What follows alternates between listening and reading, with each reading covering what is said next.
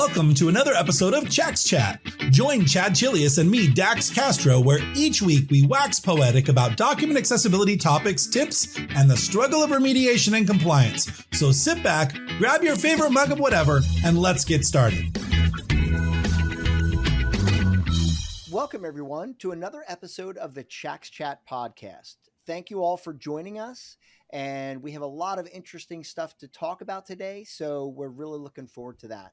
My name is Chad Chilius. I'm an Adobe certified instructor as well as director of training solutions and principal at Chax Training and Consulting. And my name is Dax Castro. I am director of media productions here at Chax Training and Consulting, and Chad and I are both accessible document specialists certified by the International Association of Accessibility Professionals. And if you'd like your certification, head on over to accessibilityassociation.org/certifications and get more information about all the different types of certifications, not just document, but web and some other things. So good stuff over there. Yep. Yeah, CPAC is great. So awesome. Chad, how How's you doing, going, man? Dax? Good. I'm doing good, man. It's been interesting. We've had some weather. It's been super rainy, and I've been trying to finish up the koi pond. I got it all filled up. I got the waterfalls all flowing, and then I got leaks. Yeah. So I got some serious leaks. So I'm losing about 4 inches a night. So that's a good 100 gallons, maybe 200 gallons. So I've got to figure it out. It all. Yeah, I've got to figure it's coming through the walls, but I think it's coming via the floor drain. The floor drain has a joint in it where 2 pipes were connected. I think that's where it's leaking, but we'll figure it out. I'm so close. I just want to get it done, and it's just not getting me to the finish line. Well, we're having some weather here in the Northeast as well, and our guests are local to me. We had about 8 inches of snow last week, and today it's all gone. Oh, wow. So it started raining about 2 days ago, and the temp is now in the 40s. Oh. So I took my dog out this morning, and it's just a mud mess. Like everything's muddy. And so anyway, enough about all right. weather. Well, I'm excited today because we have not only 2 guests, but 2 we consider friends. We have Kelly Swanson, who is the communications manager for the Center for Schools and Communities, or CSC. And CSC works with local education agencies and community organizations to provide research-based education solutions that strengthen families, the family, school, and community partnerships. CSC is a division of the Central Susquehanna Intermediate Unit, which is out by us, right? Or out by you, Chad. And we have Sherry Smith, who is a designer and communications coordinator at the CSC and is a digital accessibility advocate. Welcome you two to the program. Thank you, Dax and Chad. Great to be here. We are excited because we have the unique opportunity of interviewing both a manager and a skilled worker, right? As this dynamic relationship, we know that many of our listeners struggle with the idea of to be frank, how do I get my boss to listen to me when I say we need accessibility training, or these documents need to be accessible, or, we need to develop a process that allows for lots of people to submit documents to us to make accessible, but not overload any one person. And so, we're excited. Sherry, I want to ask you first, given this dynamic relationship, how did you approach getting Kelly to give this the attention that it deserves? What was your approach? What I did was I discovered accessibility because designing documents, I had to put things on the website, and someone mentioned about it. And then I started looking into it more and about tags and all this. And I was like, I really don't know much about this. So then I looked into training, and part of that was presenting that to Kelly, saying, here's some classes I want to take. Here's an event I want to go to get training, and here's why. And also to back that up with the law, just to say, this is required. We're this entity and we have to do it. And here are some ways to strengthen what we can do. And then from there, once we understood a little bit more, then Kelly, and I presented it to higher leadership to get their approval as well. So you That's mentioned great. something interesting there about how it strengthens what we do. And, because I hear you when you say, I put together, these are the classes, here's the law. And so many people have done that. They've gone to their boss and said, hey, I want to take these classes. And here's the law that we're supposed to be following. And a lot of managers will, yeah, no, not so much. But what was interesting is that you put together a plan or a write-up maybe about how this will affect what you do and improve what you do. I think that's a really great approach. And it ties into one of our core values. And I'll let Kelly talk about that more to how she approached to get funding and that for the training. But that it really tied into, because I didn't lead with the lawsuits because it's like, Right. we'll wait. Which But is it was smart. more about Yeah. what it meant to who we serve. That's great. Well, I'm curious, Sherry, you mentioned that you had gotten training. I mean, where did you possibly find training on accessibility? Well, I was approved to go to Creative Pro Week in 2020 and COVID, so that was canceled. But what that meant was Creative Pro put things out for free, or like videos. Adobe Max was free as well. And so that's where I found the Max with Dax. And then from there I learned more, and then I found out about you, Chad, and on LinkedIn Learning, and then watching that, and then just started following you guys. And of course I've been listening to your podcast since the beginning, and that was great for me to just know the terms, even though I wasn't doing remediation at the time. It was just to understand it so I could have a conversation without being totally lost. So Kelly, Sherry came to you one day. I'm sure she walked into your proverbial office, or I'm not sure exactly how that happened, but Sherry comes to you and says, Kelly, we need to be aware of accessibility, and we need to be making our documents accessible.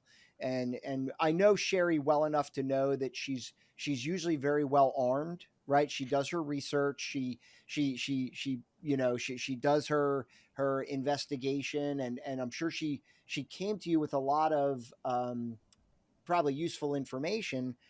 But how did you take that? Like, what was your initial thoughts on what she was bringing to you? I mean, did you end up then doing some of your own research on the topic? How did that happen? So Sherry has always been like a great advocate, and one of her, real goals in life is to make sure that everybody can have access to the information that we share. And that is her real passion. And so everything she does, her heart comes out. And so, when she approached me, it was not just facts and figures, but it was also why this is an important value. And Sherry mentioned that one of our core values is equity in action. And so addressing accessibility is super important in terms of equity. But the one thing that she did that's really great, I think all advocates can think about, is giving little pieces of information so you have time to process it.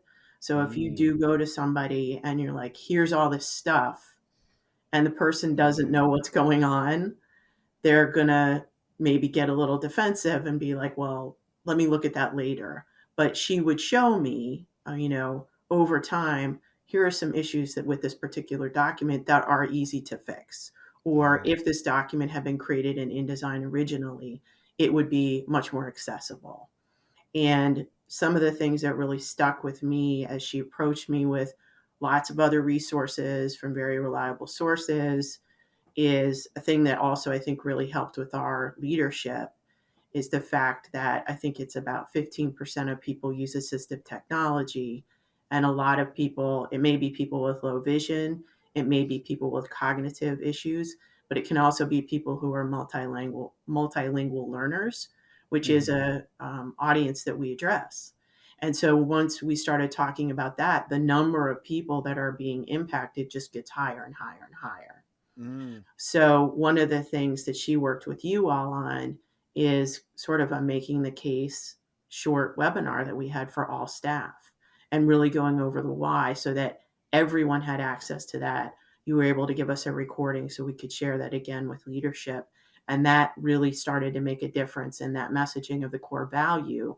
But then she's also been following very closely lawsuits and, who is responsible, who is deemed responsible if you're not providing digital documents and your website is accessible. And so those two tracks of this is part of our mission, and also this is a requirement, has helped, move the case forward at our leadership. That's awesome. And if any of our listeners are taking notes, you should write down that little nugget that Kelly just gave us. And that was, when you approach your superior, don't dump 300 pages of research on their desk and expect them to read this information. Give them little nuggets, right? Like little, that's what you said, Kelly, right? Like little bits at a time.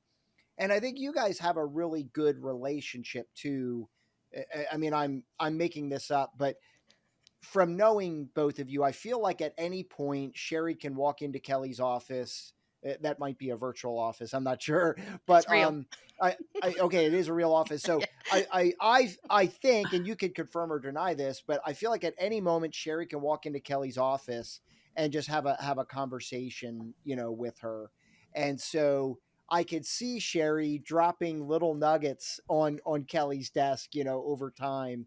And I think that's a really great takeaway for our audience, as far as like, that's really what we're trying to get across here is what approach did you take? And Sherry, I think that was a fantastic approach. Like, don't inundate your boss with all this information, little bits and pieces at a time. And it seems like that worked very well for you guys. Marketing. Well, I it's was the marketing. opposite of what I do. Yeah, it is. I tend to be fire hose approach, and maybe it's Yeah. not so well served. So I think I have some notes to take here. You mentioned something else, Kelly, the webinar that we did for you, which is what is accessibility and why does it matter? For those people listening to the podcast right now, this is a free webinar that we can give to your audience, whether it's 100 people or 6 people or whoever it is, that really explains. It's a 30 to 45 minute presentation. It's 30 minutes with some Q&A at the end that really just talks about what accessibility is and why do we care about it and who does it really serve. And I think most people, their knee-jerk reaction is that accessibility is about blind people, that this is about making documents readable for blind people. But as you mentioned, Kelly, it really is about more than that. It's about people with low vision and cognitive and people who may have temporary disabilities that come and go, and so when we can provide context, then it's not just this abstract law that we have to follow or the fear of a lawsuit. There's real people. And as you said, Kelly, your biggest constituency are multilingual families, and that communication in a PDF can be attained in a way that is accessible. And we worked on a document with you guys where the first couple pages were in English, but the second couple pages were in a variety of languages, 13 different languages or 14 different languages. And I thought it was a really great approach that you had to have they could populate either the English page or their language page, and both fields would then be populated. So whether it was the family who speaks Russian filling out the form or the intake person at CSC or whatever your partner organizations who speaks English, either side could then read that document and it was accessible, right? Yeah, and I think another thing that we did in terms of, those little nuggets was, as we did that webinar, looking at our early adopters. So there were people at CSC who were already pretty well versed and very passionate. And so they started spreading the message as well. So it was sort of like a grassroots, but also, the treetops sort of approach. Yes. And so we're building more of a culture where people think about it. It's the second thing they think about. When we have a document, is it going to be accessible? And how do we use our communications to get access to the supports that we need to do that? And I really I credit Sherry so much because she's the one who consistently remembers every staff meeting we have. Let's have an accessibility tip, or when we're going to have all staff training, let's bring in people for staff training and things like that. Well, you mentioned, being able to manage the flow of documents, and we worked with you guys to create a portal on our website that allows you to submit, for anyone in your organization to submit documents, and then it allows you not only us to receive them, but you to manage the flow, so you can see who's submitting documents, what department they're from, et cetera, et cetera. How has that been, Sherry? I'll ask you, how has that been helpful for you? Can you talk a little bit about how that's worked as we've implemented it this last year? The portal has been great because I'm a designer and communicator. I'm not a remediator. And so when I Mm-hmm. started this, it was like, I don't want to be a remediator. I do want to understand it so I can talk about it. But then to have a way to make sure our documents that might be given to us from outside entities, to be able to send that off to someone we know is going to give us the compliant at the criteria we need to get that done in a much faster timeline than I can, and then to send that back to us. And it allows, instead of our department managing who knows how many documents, we just let the program upload the document, and then they're in charge of keeping track of it and the billing and such. And then when they get that, they send it to us and say, okay, here it is from Jax, and then we can put it on the website. So it That's frees up, it awesome. allows more people to be engaged in it as well, so it gets it Mm-hmm. right in their face all the time, so it keeps it in their mind so they're aware. And I've had people come to me asking me about it, like, I was at this one training and I don't think they had the right color contrast or something. So it's Ah. nice to, like, even that, Yeah. just little bits. Like, you don't have to become, when I started this, I was thinking, all right, I need to be 100% remediator. I need to know everything. And once I started opening the doors to finding out more, it's a lot of information. And you had a guest on that was a designer, and he said, you know what, we're going to set up an agreement with Chax to take care of what they do, and we're going to stick to our design, and Yeah. that will be a lot better.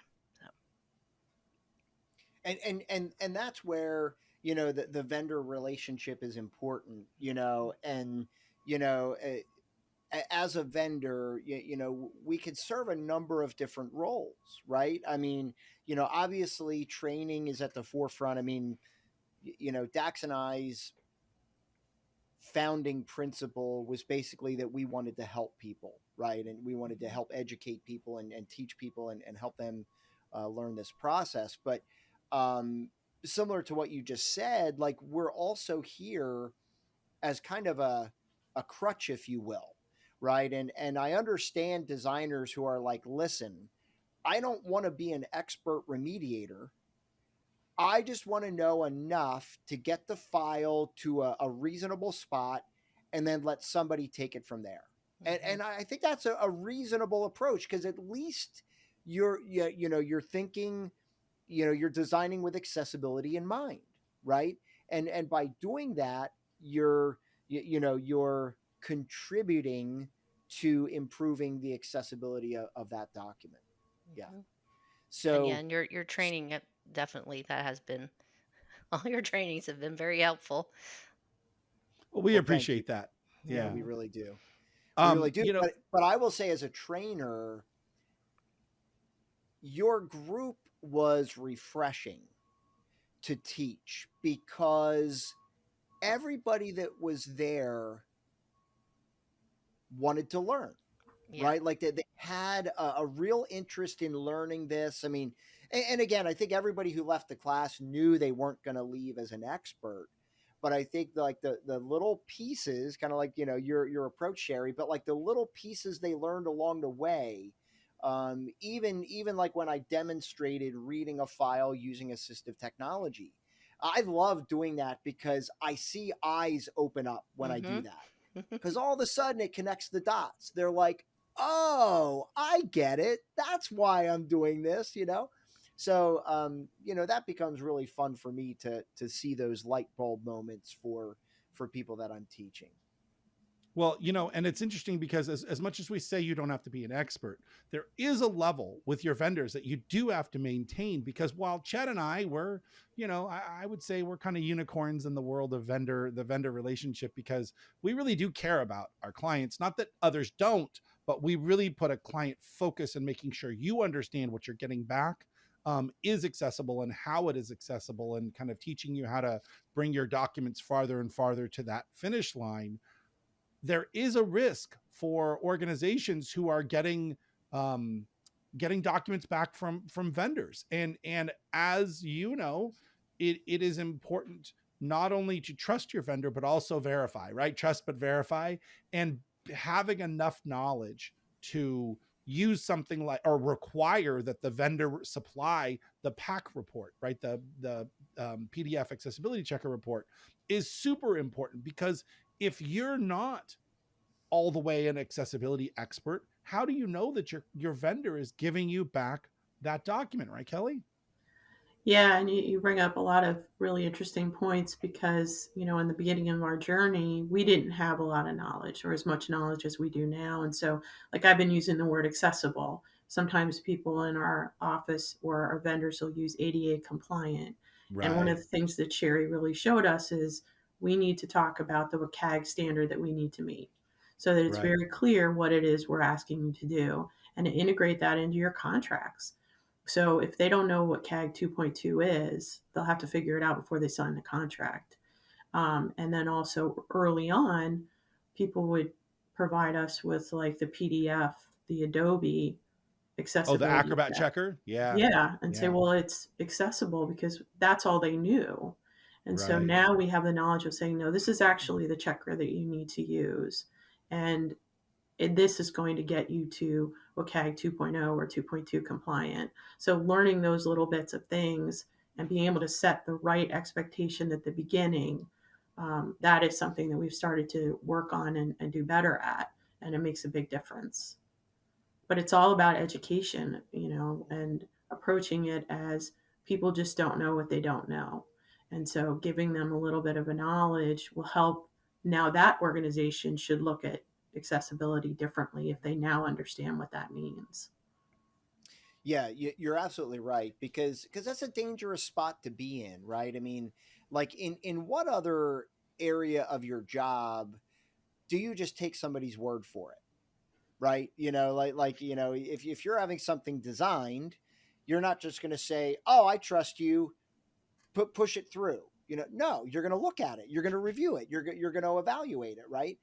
And the same thing kind of applies with PDF accessibility. Now the PAC report, we could also put in there the Common Look Validator report. Right. All right, Common Look Validator. legitimate. Yeah.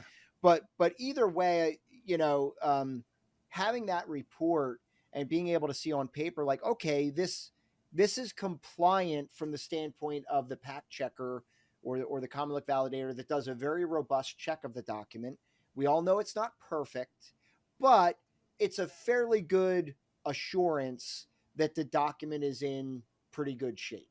Well, we say no significant barrier, right, Chad? No significant barriers. Yeah, that's the phrase that we like to use, and we even apply that to the Acrobat checker, right? So if it passes the Acrobat checker, we could argue that there's no significant barriers, but we can't say at any level that it's compliant, because it just doesn't go deep enough. Whoever you're giving these files to, they do their thing and they hand it back and say, okay, we're good.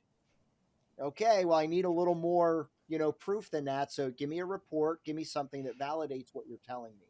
So, and I think that's where where Sherry was saying she doesn't need to be an expert, but she needs to know enough to know that, okay, if I crack open this PDF and I start walking the tags tree and I don't see any heading tags in this document, she's throwing up the red flag, right? She's gonna be like, stop the presses, right? we have an issue here.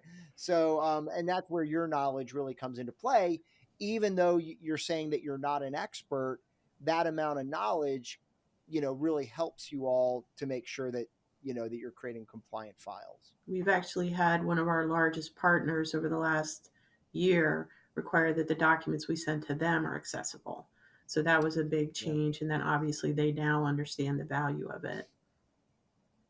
Well, that's a good point, Kelly, because are you getting files from a multitude of other people, like outside of your organization, right? So have you had to educate them? right? Have you had to educate them and be like, okay, listen, guys, when you submit these files, they need to be accessible, right? They need to be accessible. And I don't know, what do you do if they're not? Do you kick them back? Sherry? Yeah. I do. Okay, Sherry does. Well, what remember happens is that we have the video. We Yeah. have the video part of this, but we also have a podcast where everybody's listening. So for those of you listening, they are nodding their heads. We have to get audio description. Being polite and like, yeah, No, yeah. no. Yes, we do get documents from outside sources, and we're like, well, we can't share this. We cannot put this on websites that we manage because it doesn't meet our standard. So we can send it to you because of the portal and say, what's the estimate? And I believe, Kelly, we're working on putting that into our contract language that Mhm. when you supply documents, they must meet with CAG 2. I'm not sure what we said, 2 or 2.1. 2.2. 2.2, and if That's it right, does yeah. not, you will be responsible for the cost to make it meet that level. Okay, so you'll bill them. Mhm. You'll send them a bill, right? And yeah, I mean, Dax and I worked with some companies, and they took the approach, and this made our skin crawl, but they took the approach, you know, if they submitted a file and it wasn't compliant, they would say, send us a link to the file on your website, and we'll link to that file. Even though I know it's not accessible, at least it's not my problem. And that's not helping anybody, right? That's not helping anybody. You're still excluding people from being able to consume that content, right? But they were just taking the stance from a liability standpoint. Mm-hmm. And Dax and I hated to see that. You know, it was just, it's not the right approach.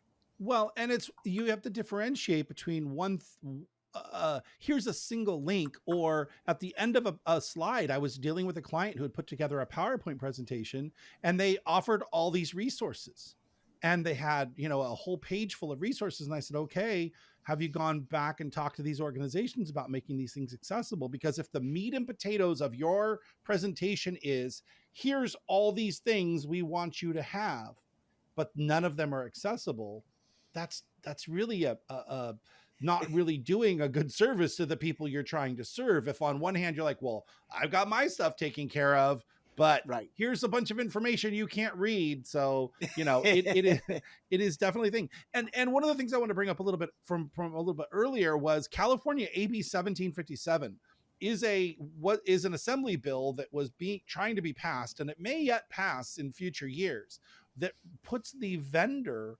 liable for inaccessible content. So as a organization, if you sent documents to a vendor, they gave them back to you and said, here, these are compliant, and they weren't, or you got sued, typically now, currently, if you would get sued.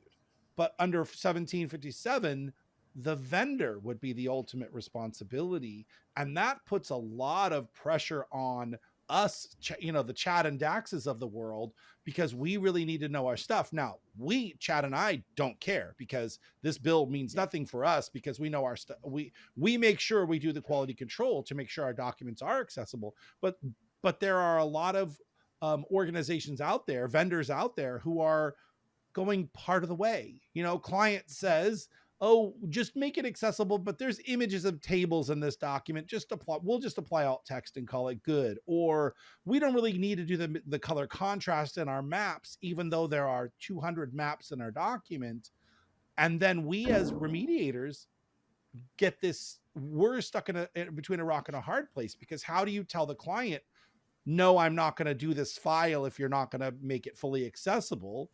So we actually created a document that of our clients can sign that says, hey, I am acknowledging that I'm only asking you to do these 5 things and not these other things that we know meet accessibility standards, because it puts us at a liability risk, right? Mm-hmm. So, yeah, and I think this goes back to what we were talking about earlier, which is there is an underlying requirement for vendors to know what standard it is that you are trying to meet. And you guys are CAG 2.2, which is great. But also from a standpoint from you to know when you get a document back that you can feel confident that it in fact met the requirement, and it's not just oh, they said it was accessible kind of thing. Yep. Wasn't it in California there was a lawsuit that was won by, I think it was the Parks and Rec or something of that nature, where the website was created for them and they didn't make it accessible. So that vendor, the one that created the website, had to pay $2 million or something of that nature. So, because I saved that and say, those are the kind of things that I save, and then I'll share with leadership just to say, hey, it shows, it validates the money we've spent on some training or remediation. It's like, we are in process of working on this, but just to let you know, it isn't all rainbows and sunshine. It's because it's meeting something that the money people need to worry about, or the lawyers need to worry about. Yeah. Right. Yeah, and that's a good point. And I like that approach, Sherry. I mean, this goes along with your little like kind of bits and pieces approach. But like that's a great way, you know, where you find a lawsuit and you just kind of forward it to the powers that be. And it's a quick read. They can quickly read the article and be like, oh wow, that's really interesting. Because Dax and I, we do not do this. We do not try to get people to buy into accessibility with the threat of a lawsuit. Right. Like that's not the approach that we ever take, because I just don't think it's the right approach. Right. Mm-hmm. But I mean, you know, we can't bury our head in the sand and pretend that it's not a concern. So I like your approach where you're just like, hey, check this out. You know what I mean? Still here. Hey, look, read this one. This is kind of interesting, you know, rather than like, you know, shoving it down their throats and saying, if we don't do this, we're going to get sued type of approach. So and that, I really by that like approach, Sherry. it makes the people who have a disability look like the bad guy. Like, Right. Yeah, and that's a just great wrong. point. You know, that's just wrong. Yes. That wasn't that was I believe his name's Jamie Shield. He's on Jamie's Disabled by great. Society. He Yeah. pointed that out, and that really stuck with me. That's like, yeah, that does make them look like the bad guys. Like, we're doing this for a positive purpose to make sure everyone's Yeah. included and has access. No significant barriers. That's Yes. exactly right. And that's a great way of looking at it, Sherry. I mean, you just opened my eyes because I really wasn't looking at it that way, but you're right. I mean, we make them look like the bad guys, and they're not. They're not the bad guys. They're the ones who are suffering from all of this, right? If we don't do a good job. So because you don't take the time, like a few minutes more to design with accessibility in mind, which I always say. Yeah, that was one of the things that really hit home with me when we went through your first webinar. Is we're talking about a matter of minutes, and you can't take that one little extra step so that somebody can get your information. That I'm like, I'm not comfortable with that. Like, yes, I can take the extra few minutes. Yeah. Well, there was a really good LinkedIn post. Dax, do you remember this one? I think it was maybe Merrill Evans or somebody posted, and it was just a really basic image, and it said, if you think accessibility is hard, you're not doing accessibility correctly. Sure. And I really love that. I really did, because there are so many things you can do at a very low level to improve the accessibility of certainly of your documents at a pretty high level. Dax and I always say this, like in Word, I could kind of show you like 4 to 5 things. And if you do this in Word, your Word document's going to be pretty darn good. Right. I would even say 2 things. If you describe your images and you use heading styles, your document is 75% there. Right. And that's such a low hanging fruit, right? Like, how hard is what you just described? Right. Yeah, it's one button. Oh, you just click it. Yeah. I need to click on heading 1 or heading 2 or heading 3. Oh, that's so hard. Right. And I need to describe my images. Right click, edit alt text, describe the image. Right. So yeah, that's you kind of nailed it there. That those are 2 uber basic things. And maybe add to that, you know, actually Word Word makes it hard not to create bullets and numbers correctly, Right. right? Right. Because as soon as you type, do, yeah. Yeah, if you type 1 period space, it automatically makes it a numbered list. Yeah.